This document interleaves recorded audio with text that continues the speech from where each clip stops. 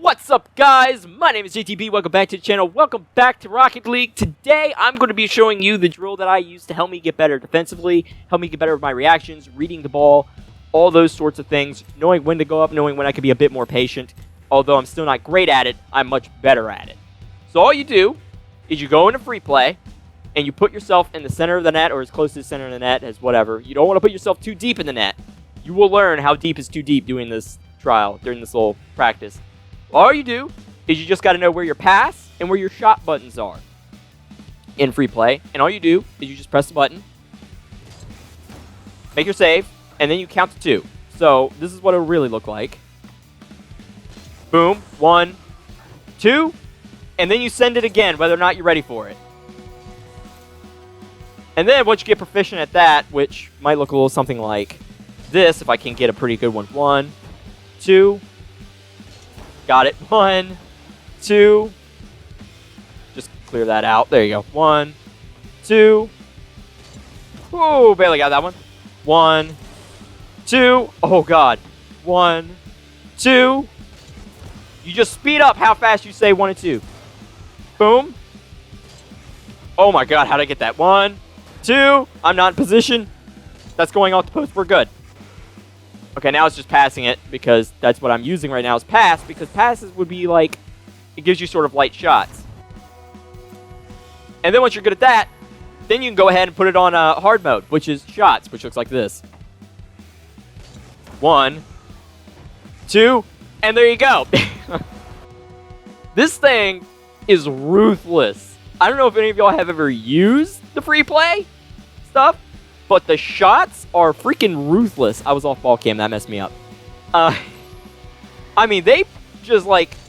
When I was doing this the first time, it just kept notching top right 90s off of me on the kickoff.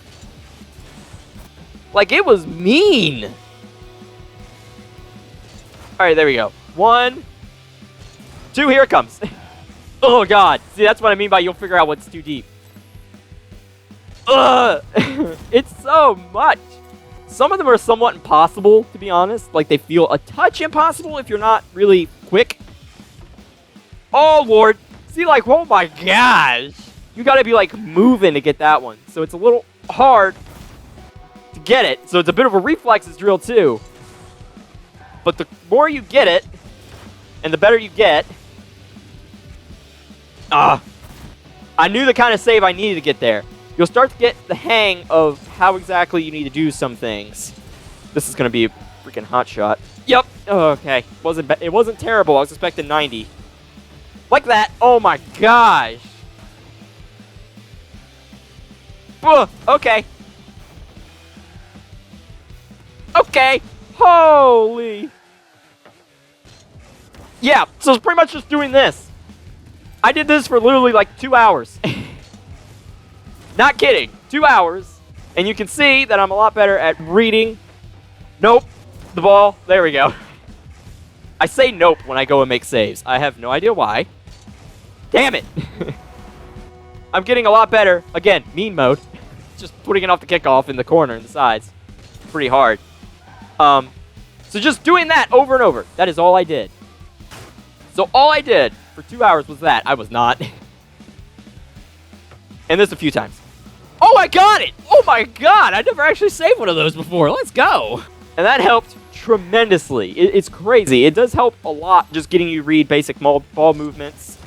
And just figuring out the physics of the game. It really helps with, too. This is also a really good drill to help you figure out, like, just being aware of your positioning without having to do this. Like, after you do this a while, depending on what you use and everything, you start to notice the markings around the net and specifically how close you are to the net based off of those markings. So it really wouldn't be too terrible to, when you're doing this, switch maps every so often so that way you start getting familiar. I would recommend only doing standard maps because there's really no point in learning the other ones unless you like do Heat Seeker or something. I mean, a really good way to tell how close you are is if you see that boost. That little boost pad is there. Like, the boost pad placements are in the exact same spots on every single map.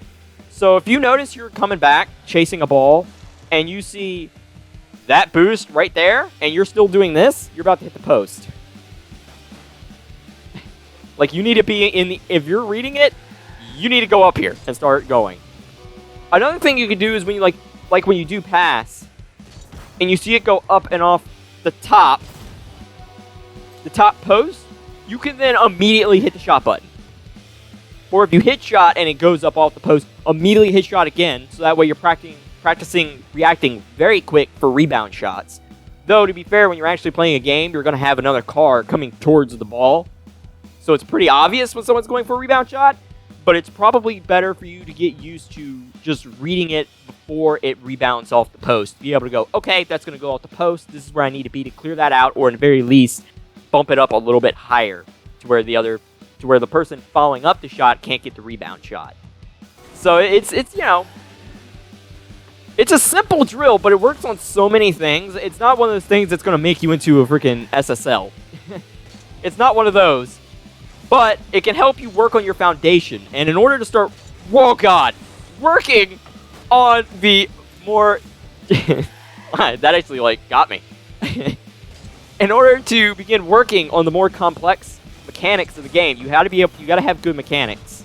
Good foundations, sorry. I feel like most people don't treat their foundations properly. They get so focused on trying to learn the fancy cool stuff that they neglect just learning how to do basic things, and it just makes learning the complicated maneuvers that much harder, and it makes it to where you really can't understand what you're doing. You're just putting in inputs, and if you really don't know what you're doing, then there's really no point in doing those mechanics, because you're not going to be able to understand what you're doing, really, how it works, and things like that. And if you can understand not just what you're doing, but why it's working, that's when you can start to do some crazy stuff. I need to stop doing this. I actually just kept doing this. I wasn't talking. I did this for like another 4 minutes without talking. I need to stop. Okay. Thank you guys so much for watching. That's going to be it for this time. I am not a tutorials guy, so this is probably the only tutorial I'll ever make. But I do, when I play Rocket League in my Road to Champs series, I do talk through things while I'm playing to give you a bit more of just a reasoning of why I'm doing what I'm doing, why I don't do what I'm doing, just an explanation of what things to do and what not to do, almost like a coach-esque type thing.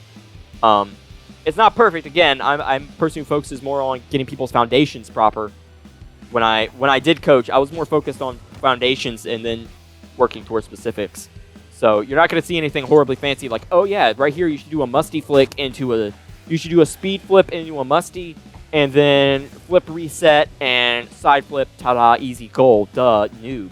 I'm not that person. I can't do any of those things. Except speed flip. I can speed flip. But if you want to see more of me talking like this, be more technical, that's where you should go. I will see you there if you go there. But if you're not, I have many other different series playing tons of different games, all sorts of stuff. Just click the channel name down below. Go to playlists. I have pretty much everything in a playlist because I need to be organized, man. I need to know where stuff is. So, thank you guys so much for watching. I will see you next time. Deuce!